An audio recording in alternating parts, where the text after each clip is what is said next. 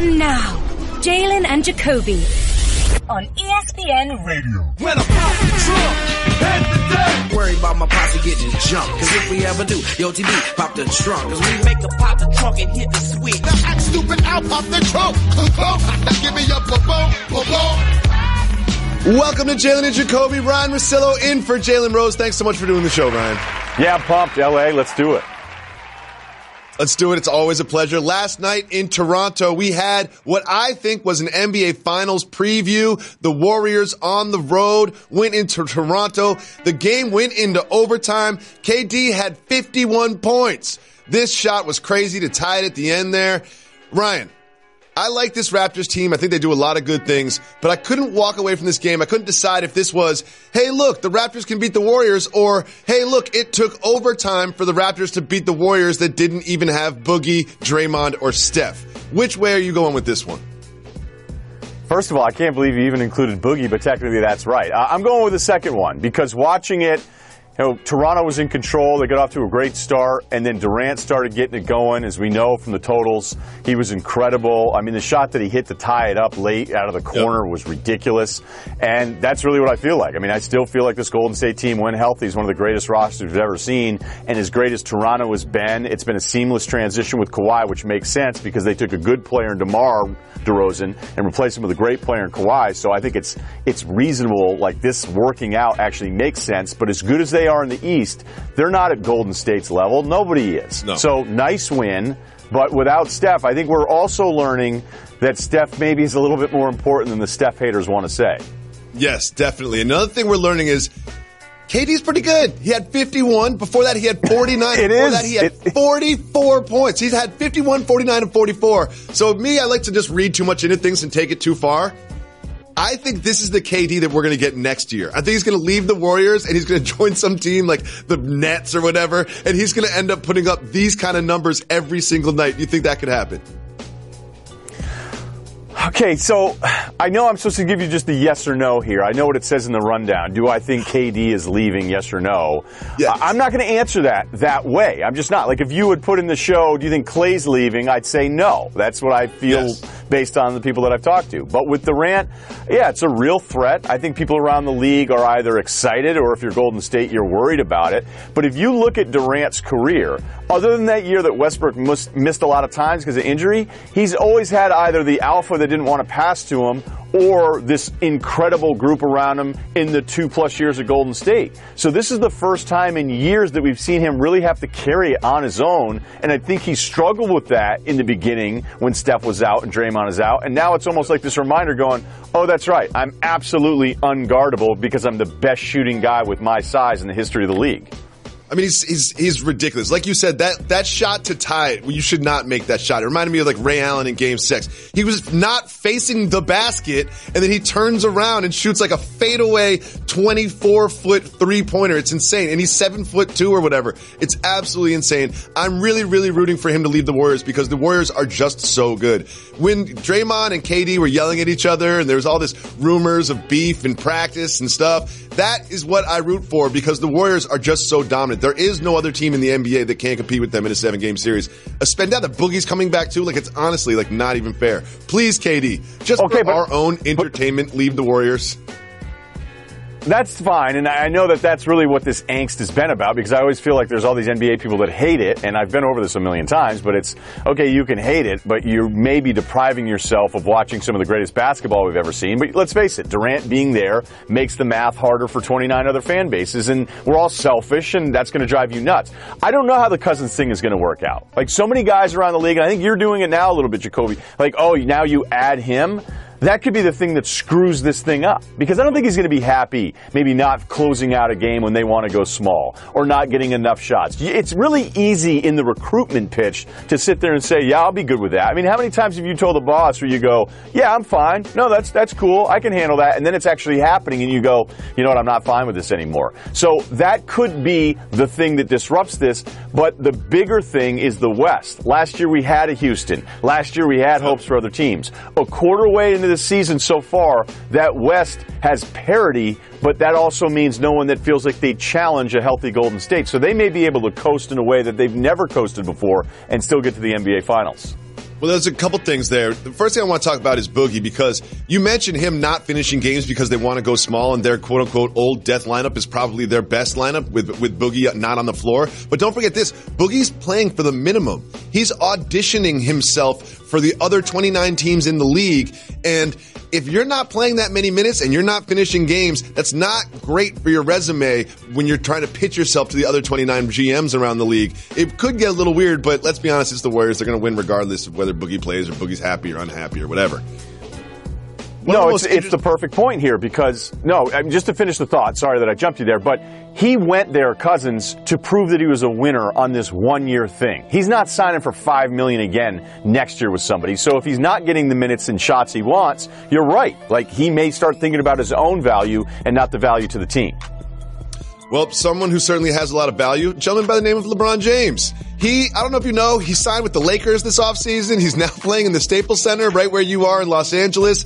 And last night, they had a good game. There they are against the Pacers in their hickory jerseys, which I don't particularly like, but you call me a hater. And LeBron put up... Hater. I am. He put up 38 points. That's the most he's ever scored as a Laker. And there was a lot of discussion about some reports by our colleague Wendy about him not listening to Coach Walton's plays or him sort of like getting too much usage. And Magic Johnson discussed this. And let's listen to Urban Magic Johnson. And then when you have 2 point guards like Ball and Rondo, we don't have to have LeBron using the ball, having the ball in his hands all the time. And so you're right. We're trying to make sure that we watch his minutes, but also that we don't run everything through him, because now it is Cleveland all over again, and we don't want that. It certainly looks like Cleveland all over again, Ryan. He had 38 points. The second leading scorer was Brandon Ingram with 14 points. Watching the game, he is doing everything. Is this Cleveland all over again? No, because the second player isn't as good as Kyrie was in Cleveland. I don't understand why everybody knocks this Cleveland thing. I've heard other people say this in the past, like, the Cavs thing. What do you mean, going to the finals every single year and winning a title in one of those four? Like, people act like this is the Wizards or something. I don't get it. So the whole thing, if you wind it back, Windhorst is essentially saying he ignores Luke on some calls. Even if he does or doesn't, it doesn't matter. That's not that rare, okay? The other part of this I thought was really important in the piece was that Windhorst said there's a difference between July philosophical wine-drinking LeBron on how he wants to be used. I've heard for years that he wants to transition to the power forward and that Kyrie was going to help him with that transition, that he wasn't going to handle the ball all the time. And then there's in the game, hey, I'm better than everybody else. I want to win the game. I mean, look, I don't want to compare anyone to LeBron, but there are dudes in pickup that are like, I'm not going to take that seriously. And they start setting screens that dislocate people's shoulders, okay? So in the moment, LeBron can't really help himself. The usage numbers are about what they've always been. The minutes stuff is always what it's been.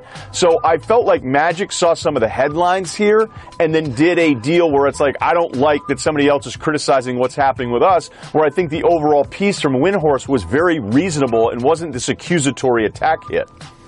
Yeah, the thing about not listening to Luke Walton's plays, it's like, of course not. He's LeBron James, and it's also like the 20th game of the season. This is not like some sort of subversive saboteur who's just trying to not listen to the coach whatsoever. This is LeBron James. He can call a play. It's going to be fine. Also, his minutes, we're going to monitor his minutes. His minutes are literally the lowest they've ever been in his career, but not by much. He's playing 35 minutes a game. That's a lot of minutes. And they're not blowing people out. We can take the fourth quarter off the way the Warriors do. He is using the ball a lot, and he is playing a lot, and he will at some point start to get tired, but I don't know what year that's going to be in. He also has been, and I think he's been better recently defensively, but at the start of the season, he'll find spots to coast. Yes. In games. And I'm not knocking him for this at all. I actually think some of the scoring that I've seen from him, even last night watching that, it was very easy for him. That's what's crazy about this stuff is as he's getting older, it feels like the shot is more locked in and some of the scoring is less exhaustive than just other stars. So not all minutes are created equal. It's the same thing with a pitch count with a pitcher. There's 100 pitches for some guys, but then you can have an 80-pitch game where people are on the whole time, and those are more stressful pitches. So just 35 minutes across the board. I think LeBron's doing a better job of maintaining himself through games than going full bore end-to-end playing both sides. And I don't know that as many people pick up on that the last 2 years. Yeah, there are definitely possessions where he is not helping. Like, there's defensive possessions where you were like, how did that basket get there so easy? Like, oh, LeBron James didn't play any help defense whatsoever, and then sort of like gave a look to the guy who he should have helped out. Ryan, it is now time for news that matters. There's a place called the Imagineering Institute in Malaysia. The Imagineering Institute. I definitely want to work there. As soon as this show gets canceled, I'm sending them my resume immediately. I heard Malaysia's great this time of year. What they've done over there at the Imagineering Institute is they have cooked up a digital way for you to send cents, and they want to apply it to dating apps. Ryan Russillo, if you could send a cent via dating app, what cent would you send? Well, I don't know. Maybe money. I don't know. I don't really know what else. What am I going to send to Cologne? Like, what am I writing a note to somebody? Although I do like my some cologne. Old Spice. Yeah, little Old Spice aftershave. Just to let them know you mean business, or is that Night Swept Sport? Yeah, exactly. Here's the deal. The headline of this whole thing, after reading $1 Billion Whale, I'm out on all things Malaysia. Okay, I'm out. Really? They're not getting any money. Yeah. Malaysia. I am bearish on Malaysia entirely after this book I read about this hedge fund that they had out there. Yeah. Wow. All of our Malaysian audience is just out on us right now. We've been building the Malaysian audience for 7 years now, and then in 7 seconds, they're on my side. You just tear it all down. No. You just tear it all down. They're like, Malaysia, I stand for you. That's Ryan Russillo. RYEN. No, the people Russillo. in Malaysia, in Malaysia right now are looking at this show going, Russillo gets it. He's worldly. He's on top of things. But if you were a single man, Jacoby, what would you? Was the money answer? That money answer didn't work for you. What do you got? You got something better? Old Spice aftershave. Just to let them know that I'm a no frills kind of guy. You know what I mean? I just get Old Spice. I don't spend a lot of money on cologne. I'm just an old fashioned kind of guy. You know? Women love that. They're like, "How's your new man?" Be like, "He's great. He's real no frills." Everywhere we go. Exactly. That's be my bio, too. Whether it's music or whiskey, in New Orleans, every note matters. And every sip of Southern Comfort dances to the same vibe as our birthplace. So drink it in. Southern Comfort, the spirit of New Orleans. Discover more at southerncomfort.com. Ryan, last night, a good game on Thursday Night Football. Defensively, the Cowboys did the unthinkable. They stopped the Saints' win streak. The first loss for the Saints since week 1 against Fitzmagic. It was a low-scoring affair. It was a defensive affair, but it was an impressive performance by the Cowboys' defense. Held the Saints' offense to 176 total yards. Ryan, how did the Cowboys pull this off? Pressure. And, it's one of those things when it's a great quarterback. I always thought it was funny when we'd have some NFL analysts swing by and be like, how do you beat him? Be like, got to hit the quarterback, got to pressure the quarterback. It's not like it took until this point of the season for another team to understand that we have to get pressure on Breeze. But the Saints offensive line has been incredible through much of the season. He's been locked in. And last night, Dallas's front, which at times has looked as impressive as anyone this season, but they haven't had the offense to support it. Well, they didn't need it last night. Those guys were incredible. It doesn't change the way I feel about the Saints, but somebody got to Breeze finally, and he paid the price because he had more mistakes last night than really he's had all season. Dak Prescott has been sort of up and down. He was 24 for 28, and he played pretty well. Like, I can't decide if Dak Prescott is the future of that position for the Cowboys. Are you in or out on Dak? I'm in because, most of these quarterbacks, like if you say, hey, I'm a huge Dak Prescott guy, then maybe last night, although I thought he had some moments, that fumble ended up not costing him as much as it could have in that spot. That could have been a disastrous fumble, the second one that he had.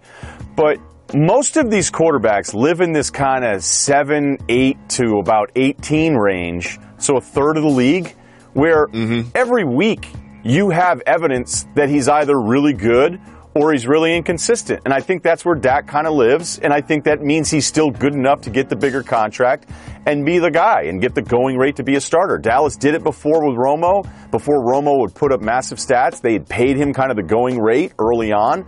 I think Dallas will do the same thing. There's certain weeks, Jacoby, where I can name a ton of guys that I like better than him, but, do you feel like he's somebody that holds them back, or they have a better option?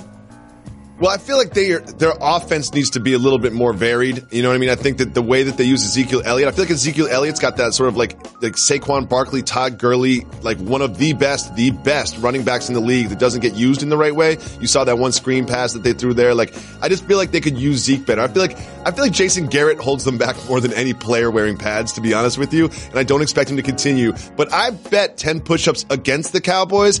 And I did so for a reason I think that you can relate to. Because you also sort of like work in the sports media world and chew up the news cycle the same way that I do. I feel like we're being held hostage by the Cowboys every season. Like, this is me doing the push-ups. But in great form, too, by the way. But, like, don't you feel like the Cowboys hold us hostage? Whoa, like, I wanted them to lose. I want them to no longer be in the playoff race. Yeah. I don't want to talk about the Cowboys anymore. Do the Cowboys hold us hostage in the sports media? Yeah, absolutely, because that many people care about it, and it's always kind of interesting. Remember that Lakers team, right, that had Dwight, that had Kobe, Nash, and Gasol, and you thought, okay, this is going to be good, Nash isn't healthy. Like, they had this one little stretch where it looked like it might have worked, but that became the constant theme. Like, how are they so much worse than we thought that they'd be? And with those kinds of stories, I think we both understand it, doing it this long, is that you may overdo it, but it is a drama, and that's what the Cowboys have been. They're the biggest soap opera in the NFL, good or bad. Yep. Well, there's always some drama when it comes to college football, especially this time of year. We're heading into conference championship weekend. We kind of know the 4 teams that are going to be in. What are you looking to see this weekend? What are you rooting for? What could mix it up? I'm not emotionally attached to any of this stuff, okay? As I've said for years on the radio show, all right, I say you should trust me more than any other college football voice because I went to Vermont. We haven't had a football team there for 40 years, okay? So I'm the guy to trust. I don't have a conference allegiance, okay? I've traveled everywhere. I've been to almost every one of these campuses that matter. And the anti-Bama angst is really odd to me. Like, yes, I can understand you hate them because you aren't them. But if they lose to Georgia, and I do think Georgia's better than a 13-point spread, but Bama's been so intimidating that I get why Vegas set the number the way they set it. But if Bama loses that game to Georgia, because they never lose it in a blowout, they're going to get into the playoff. They'll be the 4th team. Hell, they might even be the 3rd team ahead of Notre Dame. And people will act as if they're putting there only because they're Bama, or that it's only because of the SEC, or all these other things are at work. And what I'd say is, now they have their one loss. Your team already had their one loss. Like, I don't think Oklahoma over Texas would be enough to impress the committee to put them over a losing Bama team. Certainly not the case with an Ohio State team, as impressive as they looked against Michigan. And if they blow out Northwestern, which I think they should be able to handle Northwestern, they had a really bad stretch for a month that the committee was not impressed. So if that happens, Jacoby, everybody's going to be really upset. They're going, oh, here we go again. But you can't say it with a straight face. They still wouldn't be one of the 4 best teams. And if it does happen, as much as you hate it, it may be the thing that solves this, because you'd have 2 SECs and Notre Dame and Clemson 3 conferences, not 1, would be left out. And that may lead to the change that everybody wants so desperately, to expand this thing so everybody can feel like they're getting a participation trophy. I mean, don't you think this should be expanded, though? Like, let's be honest. If it's more money, more games, it just makes more sense. Don't you think it should go to 8? Well, the more money, the more thing. Like, look, they've said for years they were never going to do this, and then they did it. So when they say they're never going to go to 8, I'm never going to believe them there. But I'm not as pro 8. If it happens, I'll be fine, okay? I'm not going to lose any sleep over it. It'll be fun. But just to say to every conference your winner's automatically in, I think you'd have some lean years where conference winners maybe wouldn't be deserving. And I don't think just because UCF has had a great record the last 2 years that the non-Power 5, that group of 5 group, should get an automatic bid, because I think some years that would be a team that isn't even close to as good as the 2nd or 3rd team from some of those power conferences. So I don't understand how we've done this thing where we act like a bunch of kids going after orange slices at recess, where every college football program feels like you should be gifted a chance to win a national championship. I mean, the only problem with going to 8 means that Northwestern might get in from time to time, which means that we would have to listen to our colleagues talk about Northwestern for like another month, because there's so many people that work at Northwestern at this company. I feel like just even saying that, even saying that the lights are going to go off or something, it's going to be insane. I've had enough of Northwestern talk. I can't wait for them to lose to Ohio State. A Sport Clips Championship haircut experience makes you feel like your hair has its own walk-up music. Maybe you play sports. Maybe you play sports online. Or maybe your sport is keeping up with your kids. Your hair deserves its own walk-up music, and at Sport Clips, we make it easy. A game-changing cut from a stylist trained for guys while you're surrounded by sports. Hair this good needs no introduction, but you'll want one anyway. So get in line online at sportclips.com/check-in and get your hair in the game. So you mentioned this a little bit earlier. Last year, you do a show every day. We asked this question like at least twice a week. Can the Rockets contend with the Warriors? Are the Rockets better than the Warriors? The Rockets had the number 1 seed. There was this feeling in the Western Conference that it was a 2-horse race and that team was going to end up being the champion. And the way it played out in the playoffs was just like that. It was a great series. It went 7. Chris Paul got hurt. They missed 27 threes. It really felt like there were two teams that were on equal footing in terms of talent and strategy and ability. This year, I have no idea who is a good team outside of the Warriors in the Western Conference. Like, we know who the 4 teams in the East are. You got your Bucks, Celtics, Sixers, Raptors. We know those 4 teams are going to be hosting playoff series. So we want to pose the question to you, Ryan Russillo. Who in the West, outside of the Warriors, are going to host first-round playoff series? There's only maybe 1 or 2 teams that I go, okay, I can put them with Golden State. But, I mean, that speaks to how absurd the quarter mark is of this season. Houston's the second worst record, and they're 5 off the pace of the number 1 seed. So, Golden State, obviously. I have the Thunder, not because I think they're the second best team in the West, but I like who they are more this year, and they're trying some different things at the end of the games. I haven't always been the biggest Westbrook guy, but at least I know he brings it every single night.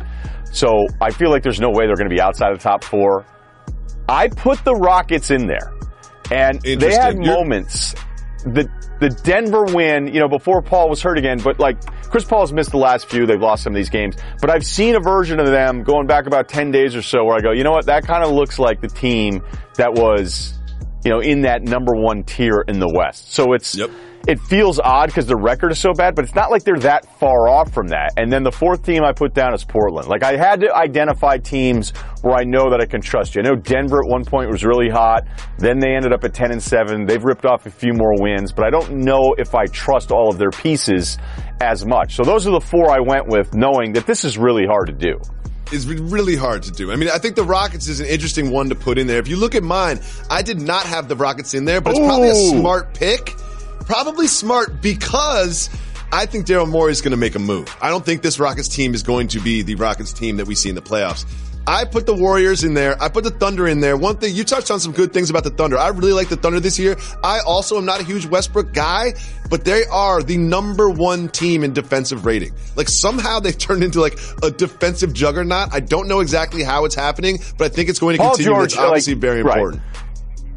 It's weird how I feel about Paul George, too, because there's moments where I go, he's disappearing again. But then you'll look at the raw numbers. And not every number is created equal here. I mean, there's guys that put up numbers where you go, is that the same impact that another guy has? But he's been so good defensively, too, that I think that's part of it. And then you have Adams.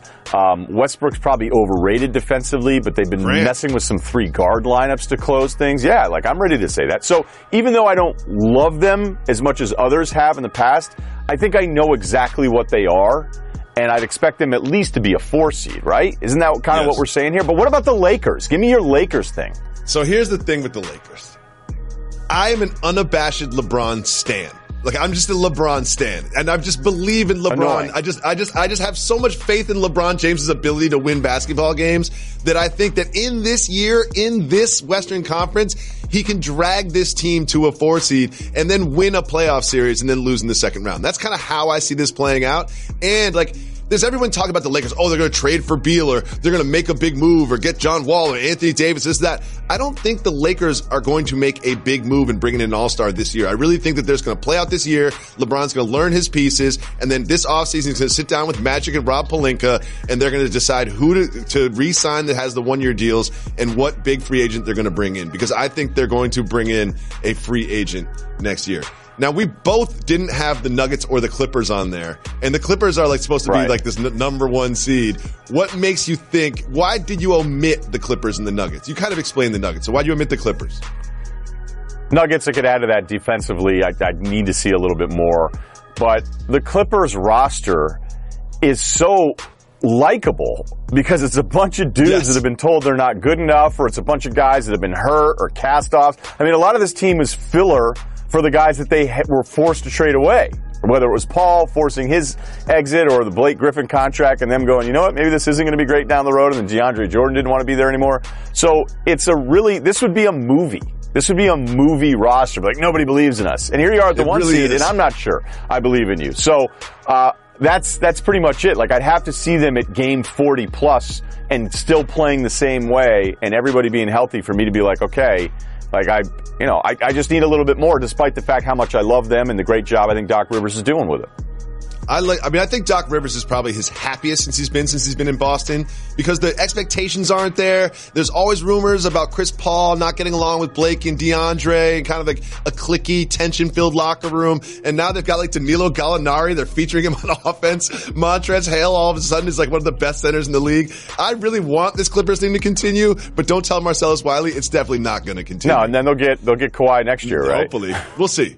Two things we're very passionate about are NBA basketball and pickup basketball. Now, you proposed that we pick our 5 players in the National Basketball Association that we would not want to play pickup with, and I took that bait and ran with it. This is my favorite topic of the day by far. We're gonna give you the 5 people in the NBA that we do not want to play pickup basketball with and explain why. I could spend 4 hours on the radio doing this. We're going to have to do it pretty briefly. So you're going to start with the number 1 pick of dudes in the NBA I don't want to play pickup basketball with. Right. So the concept would be these 5, we throw them together. I've got the 1st, 3rd, 5th pick. You got 2 and 4. All right. My first pick.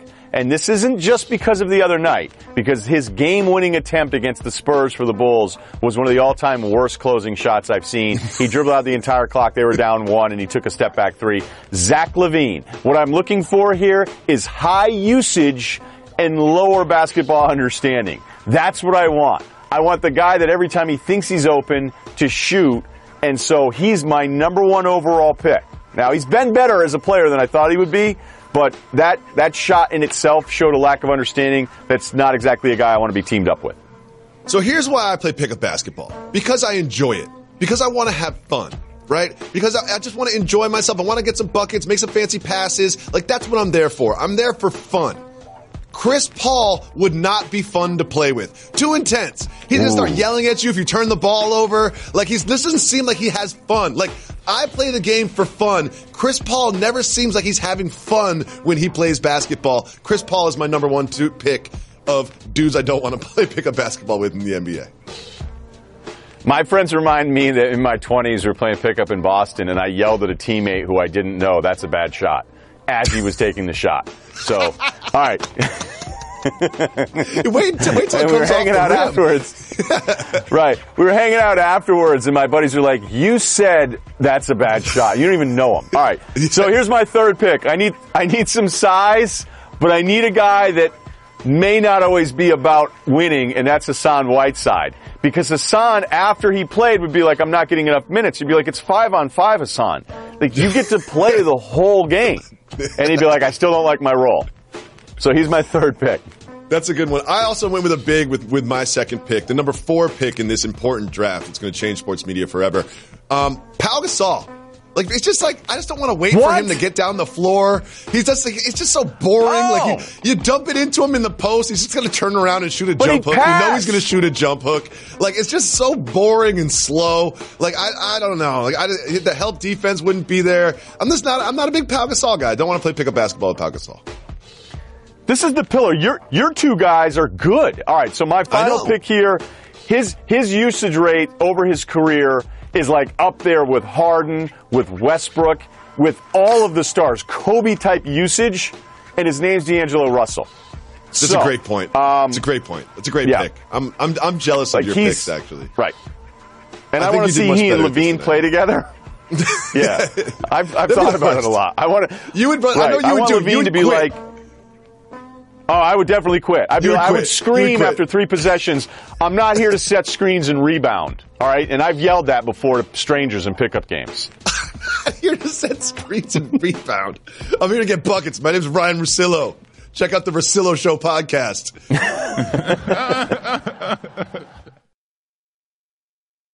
Tissot is the official watch of the NBA. Each one of Tissot's timepieces delivers quality performance and traditional luxury. The Tissot Chrono XL is a great watch for those looking for a sporty chronograph with Swiss technology at an unbeatable price. While the Tissot PR100 family of watches brings together sporty and feminine details for a collection that is bold, romantic, and ideal for the modern woman. Shop Tissot at us.tissotshop.com and at select watch and jewelry stores nationwide. Big game last night in the 6. Toronto Raptors beat the Warriors in overtime, and anytime there's a game in Toronto, especially a high-profile game, Drake puts himself right in the middle of it. The Raptors' number one fan was on the court, on the sideline, all over the place. After the game, Kevin Durant just stripped down his jersey, gave it to Drake. I don't know what Drake is going to do with the sweaty jersey. Was he going to frame it? I don't know what he does with that thing. Probably doesn't even keep it. But you, as a brilliant, creative mind you are, you took to Twitter to ask the important questions. You asked, who would you rather be, Kevin Durant or Drake? How do 46% of the people say Durant? How do 46% of the people say Durant? So, of course, you asked the question to others, but you really just were waiting for someone to ask it to you. Who would you rather be, Ryan Russillo? Kevin Durant or Drake? Durant, okay? Here's the problem with Drake, and I get it. Couple sodas in you hear it on late at night. It's always fun. I mean, that's what Drake has nailed. It's always fun. You always get a little hype. You like Drake more than you realize if you don't think deep down you want to be Drake. But here's the problem being Drake. You're in the rap game, and you're the one rapper that everybody else thinks they can beat up. And I wouldn't want to be that guy. Like, it's hard to rap about how hard you are when no one is afraid of you. And it's kind of like being the wrestler who decides he's not going to take steroids. Like, they'd be in the locker room going, oh, like, what's your deal? Like, you're the skinny wrestler? You're, like, super athletic, do some flips and stuff? Like, cool. Yeah, so you never want to headline a show ever? Like, I get it. And, I mean, this may sound wrong, but it's real, and that's what I keep it. So, yes, Durant has his detractors, and I can understand people wouldn't even want to be 7 feet tall. But you know what I want to be? I want to be a guy that no one can stop, that I can get buckets and get it done. Like, no one can actually stop me. And even though Drake's flow is incredible and the beats are always tight and he's inventive and always trying different things, I think there's a lot of rappers that think they could slap him around. And that would be tough for me to handle. Ryan, you've never been as wrong as you are being right now. Here's what you're missing. Here's what you're really missing. Is rapper or professional athlete. You have to be rapper every single time. You don't have to stay in shape. No. You don't have to travel. You can do whatever you want. You work like 5 minutes a month. You go into the booth and do 5 minutes of work, and that can carry you for literally the rest of your life. You don't have to travel 41 games on the road. And when you do travel, you don't have to win a basketball game. You just have to sing the songs that you've already sung, and there are literally thousands of people there just staring at you, clapping for you. They've paid money just to hear you sing the songs. If you're traveling on the road as a basketball player, you get yelled at, you get heckled. Kevin Durant's yelling at people in the front row. Like this, it's not so much about Drake Durant as this is about rapper over athlete. Athletes have to have a squeaky clean image. They get fined if they swear. Rappers are encouraged to behave badly. They're encouraged to be out of shape. They can get tattoos on their faces and they get celebrated for it. Definitely Drake over Durant. You are very wrong. I'm not even going to let you retort. That's how wrong you are. I just want you to know that. You are wrong and I am right. Welcome to First Take, hosted by Ryan and David Jacoby. LeBron James, there's a lot of talk about his Spring Hill Entertainment Company. And I'm a huge LeBron fan. He's moving to Los Angeles. There's a lot of discussion about, he wants to be closer to Hollywood. He wants to be Hollywood. And there's some news about Spring Hill. Spring Hill has just announced that they are developing a feature film, scripted film, based on a book written about LeBron James's youth basketball team. Sure, whatever, youth basketball. I think it's Buzz Bissinger wrote the book, same guy that wrote Friday Night Lights. Fine, I'll watch it. Basketball movies are great. But here's my thing, Ryan Russillo. I secretly want to be hired by Spring Hill, and here's why. I just don't feel like they're very creative with their projects. Right now, they have a documentary about LeBron James that ESPN is running. They also are making a feature film about LeBron James. They want to make a reboot of Space Jam. They're investigating doing a reboot of Friday the 13th, and they want to reboot House Party. It just feels like LeBron James is like, his whole premise for his production company is like, let's just do stuff I was interested in when I was 14 years old.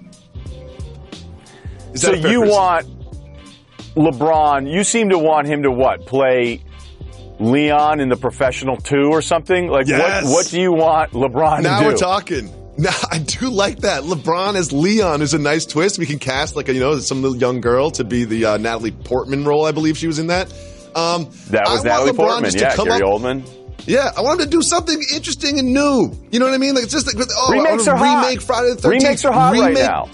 Yeah, it's just all remakes. It's just like it's someone there. I want to see LeBron just be like, you know what? I want to do something like The Lobster. Like, let's do something like The Lobster with Colin Farrell. Something creative. If there's a Lobster 2, that's what I want to see. If there's a Lobster 2, yeah.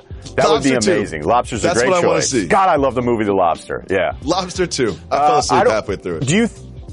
Do you think you saying they're not super creative is a good way to get into that deal? Like, you think they're going to call you right after the show and offer you a job because you feel like you're challenging them?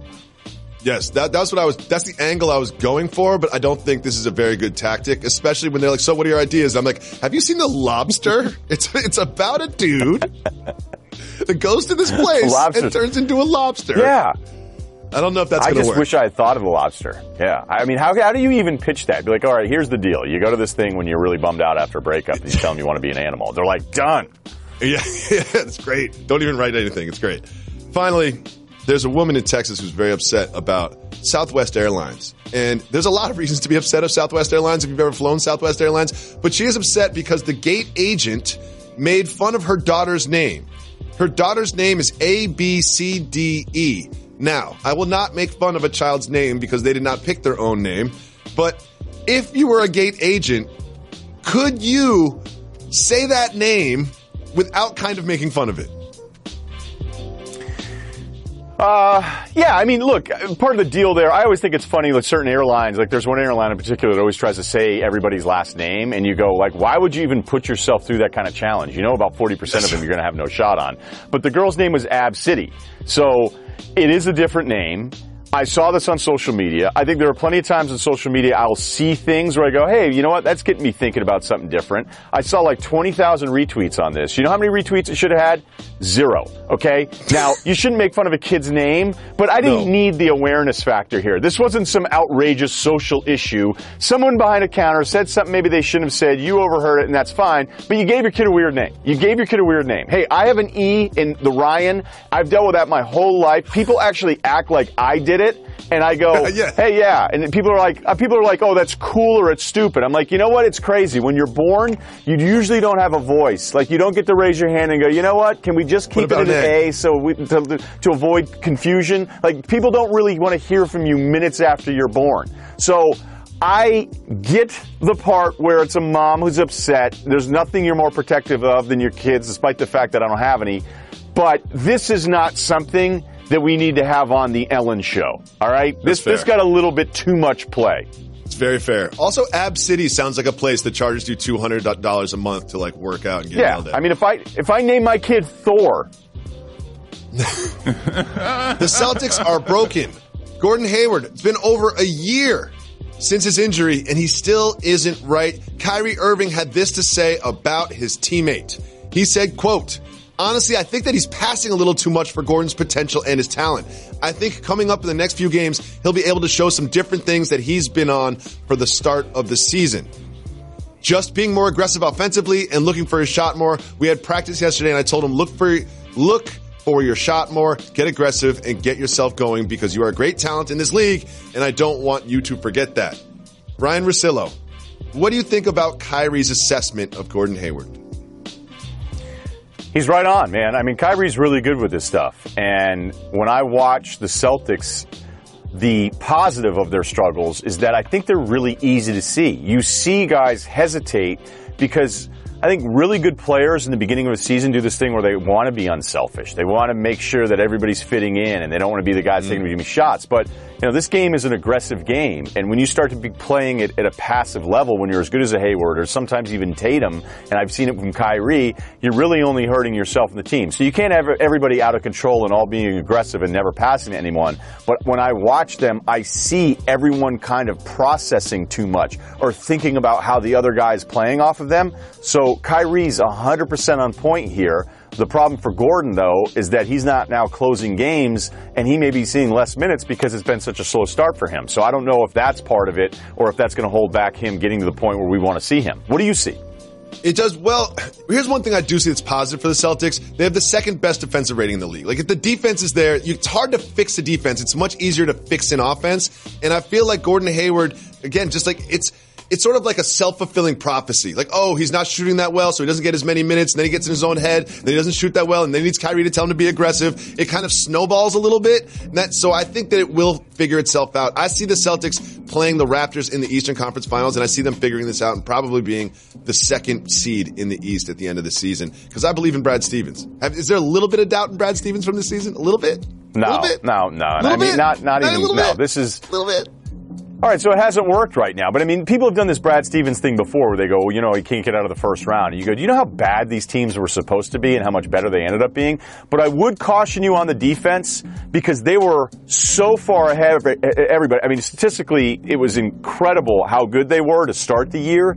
And even though they're still number 2 behind OKC, they're slipping, or they're having these really bad starts. They're really good against the Pelicans the other night, but that's not that far removed from the Knicks lighting them up and Dallas lighting them up. So the defense recently has been an issue. Yep. Finally, I just want to briefly mention the greatest topic in the history of sports is there's a poker player named Rich Alati who is going to get paid $100,000 to stay in a bathroom. He'll get some food, he'll get some water or whatever, but what is your number to stay 30 days in a bathroom? I don't think I could make it 30 days for $1 million. Like, I could say, let's start it. I would go nuts. You think you could do it? What's your number? No chance. Day 4, I'm out of there. Thanks so much for listening to Jalen and Jacoby. Want to thank Ryan Russillo for coming through. He's always the best. You can subscribe to the Russillo Show podcast anywhere you're listening to podcasts. We'll be back on Monday. Why is that, KRS? Done. We're not done. We're not done. Got to give the people time. Give people what they want. They my little guys. I love them. Speaking of the Hobbits, let's talk about LeBron James for us.